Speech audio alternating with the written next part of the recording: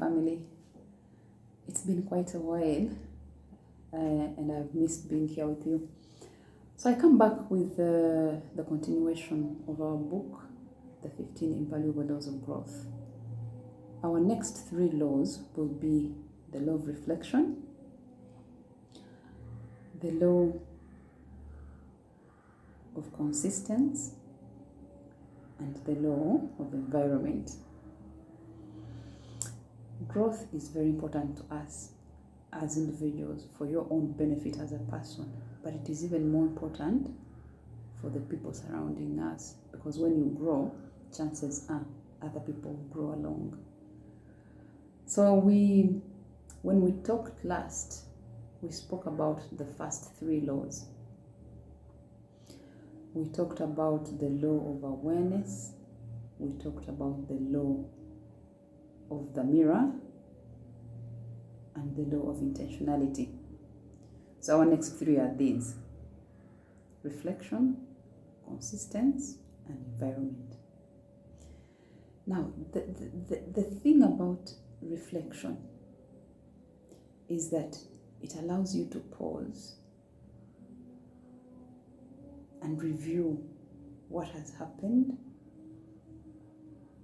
and catch up with that reality. So every time you pause, you allow yourself to think through what has been happening to you, or the things that you've been doing and how much they mean for you. It's about the experiences that you've gone through and what you have learned from them. You will agree with me that after an exercise like that, what you are allowing to happen is that you actually catch up with growth itself. And this is how it happens. So something happens to you, or happens in your presence, and you get to partake of the experience. And when you get a moment, which should not be by default, but designed, you will think through these things that have happened. And as you do that kind of reflection, certain lessons are registering in your mind, and you are learning to handle things better. You are learning to retract when you have to. And in that entire process, we are getting attitude changes, paradigm shifts, a change in how we have been making decisions, maybe alternatives to what kind of relationships that we could have. A lot of things could change as a result of you allowing yourself to go through your experience and thinking through. And when this happens, then we are given another thrust to the next level of growth. So next time something like that happens, we are looking at it from the point of view of the other experience and relating with it better. So during your reflection time, you should be able to ask yourself relevant questions. For example, around which direction do I want to take? So what does this experience teach me about life generally, but also specifically about my own life and the choices and decisions that I am making? And that's how good reflection can be. So please make it a deliberate part of your life. Make it your lifestyle, to stop and pause and look back at things and see what you could learn from it. Sometimes you need to look at your reaction to certain events or certain statements by people, and many times you may not be, there may be a risk of not being accurate in your own assessment. You can ask people to give you feedback that will feed into your reflection and make it a richer experience and more useful tool for you. The next law is the law of consistency. Now I'm laughing because I'm one of those people who have struggled around consistency, but I know that consistency is such a tool if you want to grow into character, to become a better person. Ask people who play instruments, guitar, piano, violin. The more consistently you practice, the better you become.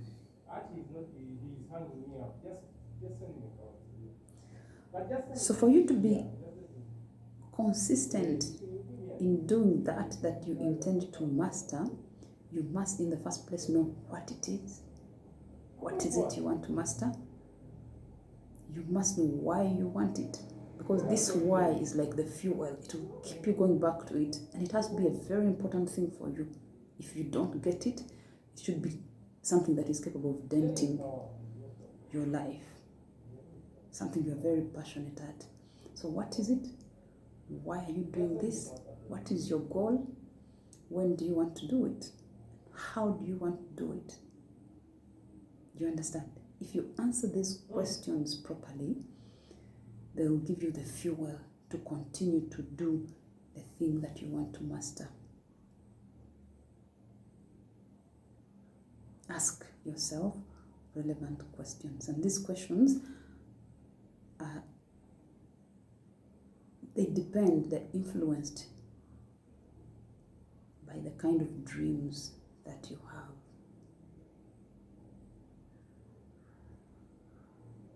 If you do not consistently practice, forget about becoming a master in this subject matter.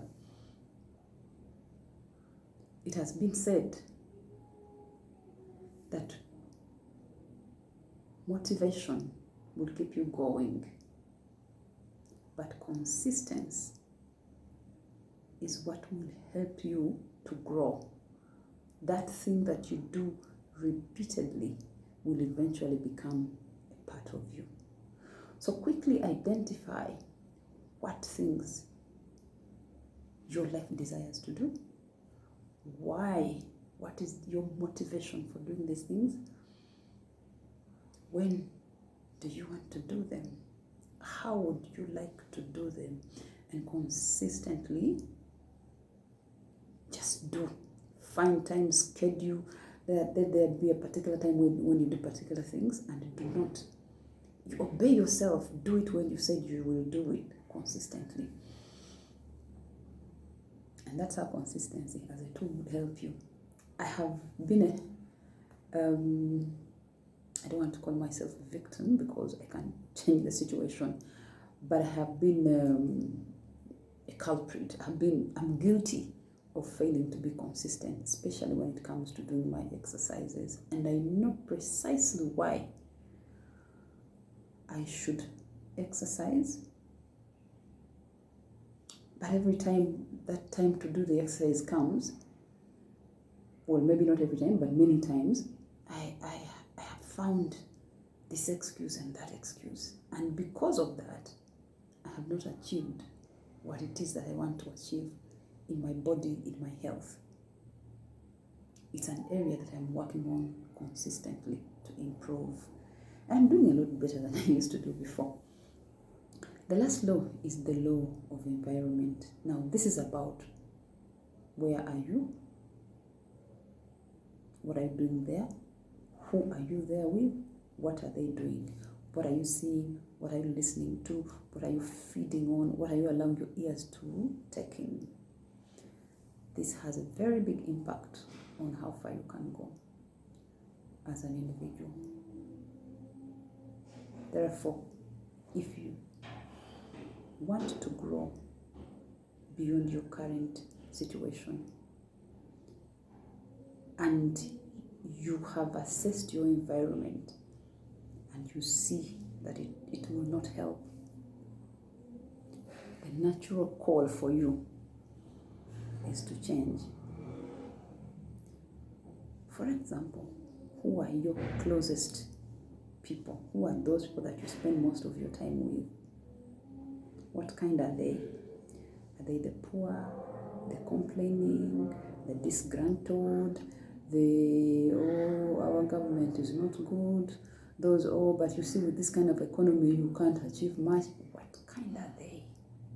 You know, the truth is that you can achieve, because your earnings are not a subject of your economy. They're a subject of your mind. So get the people around you that think positively about life. The other category will pull you down. But I must warn you, to be around those people, you must be like them. Because those people cannot stand people who are sulky, who are complaining, who are not sure what tomorrow will be like, who are chickening out of situations that challenge them. Your environment can kill you. And it doesn't matter where you were born, what kind of family you grew up in. It doesn't. You don't get to choose where you were born or what family you come from, but you can choose where you're headed. And I'm not asking us to leave our clans and families, but I'm asking us to deliberately spend most of our time in environments that grow us. Whether it's a physical or virtual environment or both, we must choose environments that grow us. Find a mentor, one that is a pro in the area where you want to become a master. Your closest friends should be people who propel you rather than pull you down. It should be people who are very positive about life, who know that tomorrow will be better. You know, people who don't think that money is made in the central bank. You should befriend people who know and believe that money rests here, and that your role is to call it out. And that's how you will be able to build each other and grow even further. Isn't it interesting? I think it's a very interesting revelation that John C. Maxwell shares with us. And I think it's something doable. I am doing that myself. I'm not at the top, but I can guarantee that I will get there. And I don't want to be there alone. I want you to come along. Therefore, reflect on this. Find this book and read. Share these ideas with friends and relocate. Even if it means relocating physically. Sometimes this might be hard, but if you can, relocate physically and get into locations where the air is different, where the air is promising. But if you cannot relocate physically, relocate relationally. Relocate virtually. Join some groups of positive thinking people. And I can tell you, all these practices put together will cause a real significant change in your life, in my life, and ultimately in the universe, because that, don't forget, is our biggest mandate.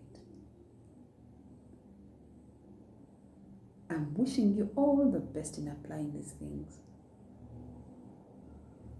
I'm looking forward to the next time we are meeting.